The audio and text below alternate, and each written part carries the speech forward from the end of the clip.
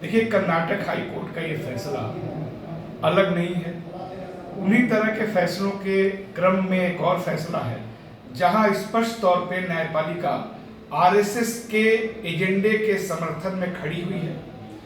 हमको भूलना नहीं चाहिए कि अनुराग ठाकुर ने मुसलमानों को गोली मारने की धमकी देते हुए नारे लगाए और दिल्ली हाई कोर्ट के जज ने ये कहते हुए उसको अपराध मानने से इनकार कर दिया कि ये बात उन्होंने मुस्कुरा करके कही है, इसलिए धमकी नहीं है। इस मामले में भी हम देख रहे हैं कि आरएसएस से जुड़े हुए गुंडा तत्व एक मस्जिद में घुसते हैं, वहां पे नारे लगाते हैं और वहां तनाव पैदा करने की कोशिश करते हैं। लेकिन जो वहां के जज हैं कर्नाटक हाई कोर्ट के एम नाग प्रसन्ना, उन्होंने बचाव पक्ष के इस दलील को स्वीकार कर लिया कि मस्जिद एक सार्वजनिक जगह है, इसलिए वहां कोई घुसता है तो उसको अतिक्रमण नहीं कहा जा सकता।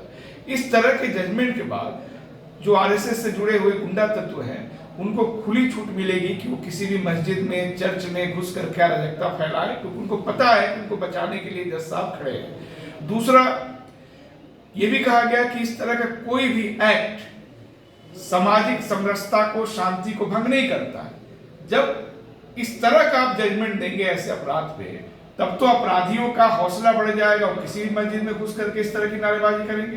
तो देश में जो हिंसा हो रही है, इसके पीछे न्यायपालिका का सांप्रदायिक जो समर्थन मिल रहा है अपराधियों को, वो इसके लिए दोषी है। और सबसे बड़े दोषी इस देश के मुख्य न्यायाधीश डीवाई चंद्रचूड़ हैं, क्योंकि जो इस तरह का जजमेंट दे रहे हैं जज, उनको पता है कि हम अगर इस तरह करेंगे तो हमको प्रमोट करके बड़े ओहदे पे बैठाया जाएगा। क्योंकि उनके सामने जम्मू कश्मीर के तत्कालीन मुख्य न्यायाधीश पंकज मित्तल का उदाहरण है, जिन्होंने सेकुलरिज्म को भारत के संविधान में होना उसका कलंक बताया था और कहा था कि इसको हटा देना चाहिए, उनको तो पद से हटाना चाहिए था।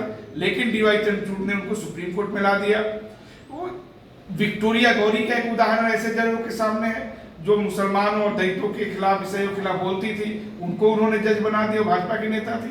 तो ऊपर से एक मैसेज आ रहा कि जब चीफ जस्टिस प्रधानमंत्री के साथ खड़ा है, घूम रहा है, तो हम मुसलमानों के खिलाफ, संविधान के खिलाफ जाकर के अगर कोई फैसला देते हैं तो हमारा कोई कुछ बिगाड़ नहीं सकता।